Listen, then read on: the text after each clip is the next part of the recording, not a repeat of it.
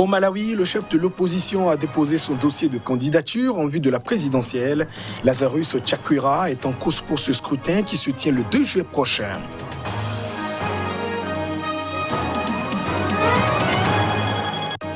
Au Bénin, c'est le 19 mai prochain que le journaliste Ignace Sossou connaîtra sa sentence en appel.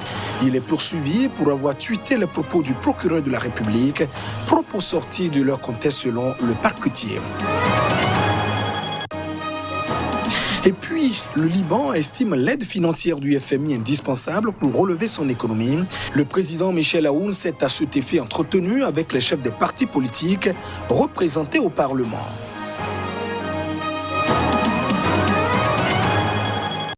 Et voilà pour le sommaire de cette édition. Merci de nous préférer pour vous informer. La présidentielle aura bel et bien lieu au Malawi. Le chef du principal parti d'opposition a officiellement déposé sa candidature ce mercredi. Lazarus Chakwera a posé cet acte devant des milliers de ses partisans.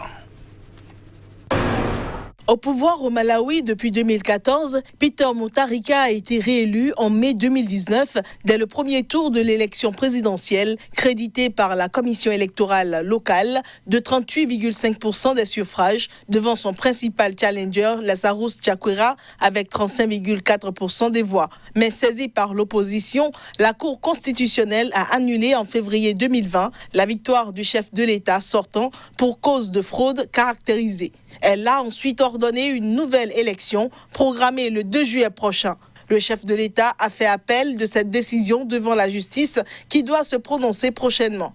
En attendant, c'est le leader du parti du Congrès du Malawi qui a ouvert le bal des prétendants à sa succession.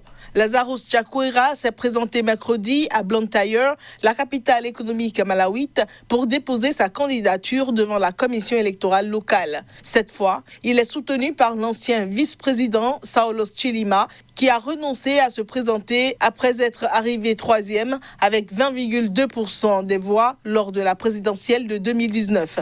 9 candidats doivent participer au scrutin de juillet. Jeudi, le président sortant doit officialiser sa candidature à ce scrutin qui doit se dérouler malgré la pandémie de Covid-19. Un total de 38 cas d'infection, dont 3 décès, ont été recensés à ce jour au Malawi. Au Bénin, le journaliste Ignace Sossou devra encore patienter jusqu'au 19 mai prochain pour avoir le cœur net quant à son sort.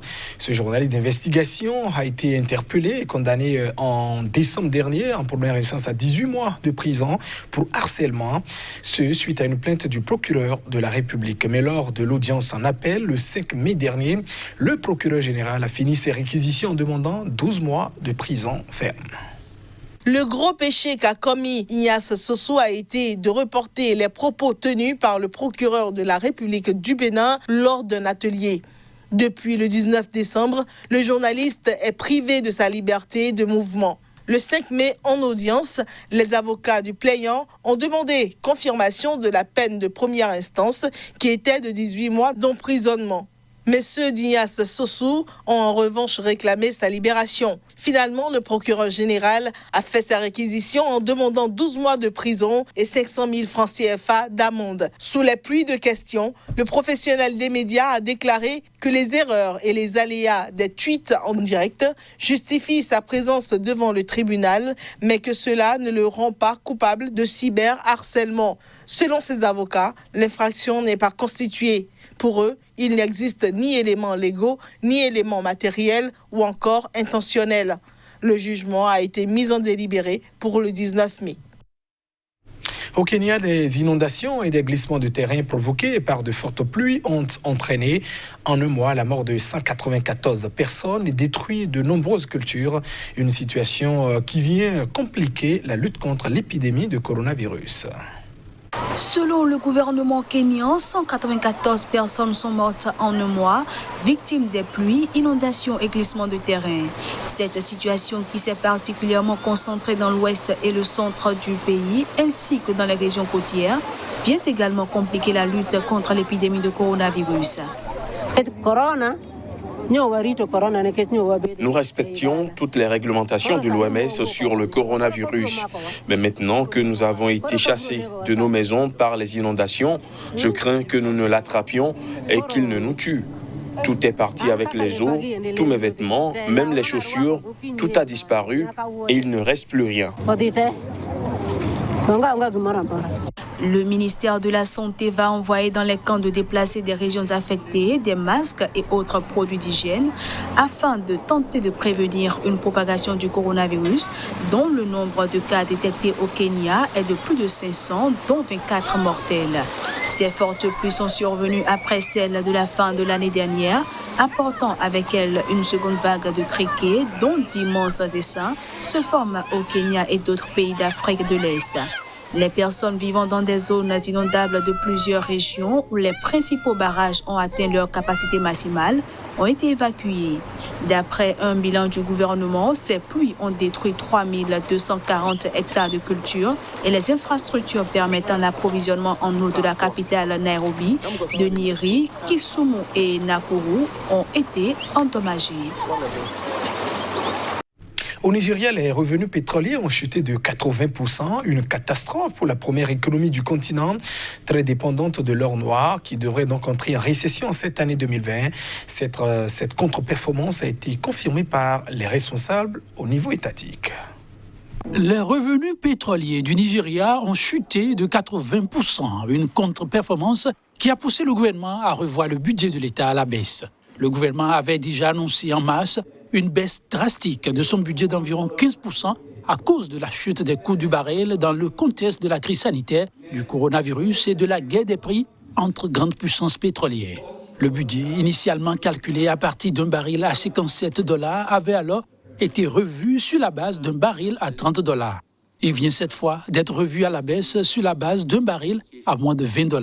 Selon les prévisions du Fonds monétaire international, le Nigeria, où la production de pétrole représente plus de la moitié des revenus et 90% des recettes d'exportation, devraient se contracter d'au moins 3,4% en 2020.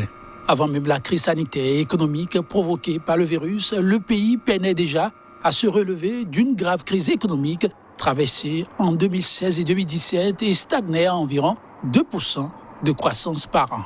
Le FMI a approuvé la semaine dernière un financement d'urgence de 3,4 milliards de dollars pour aider le Nigeria à faire face à la crise actuelle. Une somme encore insuffisante pour le gouvernement qui espère emprunter près de 7 milliards de dollars aux différentes institutions internationales.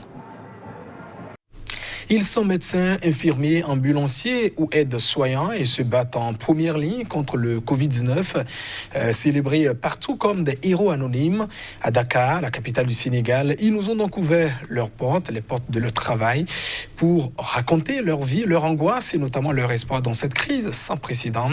Écoutons ici ces propos de Malamine Mané-Ilet, urgentiste en charge des cas suspects détectés du Covid-19. Nous n'avons pas de choix en fait. Du moment qu'on a opté pour être infirmier pour ce métier, d'accord? Nous vraiment, je pense que c'est une fierté en quelque sorte d'être infirmier, de pouvoir assister les gens, de pouvoir les aider à recouvrer leur santé. Et même à la maison, dès que je rentre de la maison, j'ai déjà sensibilisé la maison, d'accord? Une fois que j'arrive, je frappe à la porte comme m'ouvre. La fille aînée, en fait, qui a 6 ans, elle doit avoir 6 ans. Donc je lui ai préparé, je lui ai dit que dès que je viens, il ne faut pas venir m'embrasser, d'accord? Laissez-moi le temps de déposer mon sac, de me laver les mains, d'accord? Sinon, de passer à l'alcool, mes mains à l'alcool. Oui, déjà bien avant la maison, à ma descente de l'hôpital, je prends déjà mon bain, d'accord? C'est pour au moins minimiser le risque de traîner les germes. Donc je prends mon bain et je laisse tout ce qui est hôpital à l'hôpital, d'accord? Ma blouse, mes tenues de travail, tout ça reste à l'hôpital. Les gens ont peur en fait de fréquenter les hôpitaux parce que pour eux, voilà, comme les malades de Covid-19 sont traités dans les hôpitaux, donc du coup ils se disent que quand je pars à l'hôpital, voilà, facilement je pourrais contracter la maladie. Or, tel n'est pas le cas. Les malades qui viennent pour des cas dont on suspecte des cas de Covid-19 sont systématiquement séparés du restant des malades. Ma grande crainte, c'est ça. Ma grande crainte, c'est ça, qu'il y ait quelqu'un qui vienne ici, qui soit positif ou qui soit en contact, qui entre en contact avec ma famille. Donc voilà, c'est ça. Le Liban se bat pour relever son économie. Le président Michel Aoun estime que pour y arriver, l'aide financière du Fonds monétaire international, le FMI est un passage obligé. Le chef de l'État s'est exprimé lors d'une réunion avec les chefs des blocs parlementaires. Un plan de relance économique adopté par le gouvernement libanais qui prévoit notamment des réformes nécessitant l'aval des députés a été présenté à ces derniers. À l'occasion, le président Michel Aoun a été on ne peut plus clair. L'aide financière réclamée par le Liban au Fonds monétaire international est un passage obligé pour relancer l'économie du pays au bord du naufrage. Sortir de ce tunnel sombre que nous traversons est de la responsabilité de chacun. Nous mettrons un terme à l'épuisement des réserves extérieures. Nous protégerons l'argent des épargnants et nous nous efforcerons avec détermination de contenir le déficit budgétaire et de remédier au faible niveau de vie des Libanais. Le pays, secoué par une contestation inédite, traverse une crise économique sans précédent avec une inflation galopante et une forte dépréciation de la livre libanaise face au dollar. Le plan de réforme d'après le chef de l'État vise à corriger ces déséquilibres structurels de l'économie, mais si des sacrifices s'imposent, une protection sociale pour les plus démunis est prévue. Le plan quinquennal adopté fin avril ambitionne de réduire le déficit public et celui de la balance des paiements. Il prévoit également une restructuration de la dette et du secteur bancaire. Déjà, l'Association des banques du Liban a refusé la restructuration proposée du secteur, réclamant des consultations plus larges. Sur le plan fiscal, le plan prévoit une hausse des impôts, mais aussi un gel de l'emploi dans le secteur public. Il y est question d'une hausse tarifaire de l'électricité et une baisse des subventions pour ce secteur, gouffre financier pour l'État.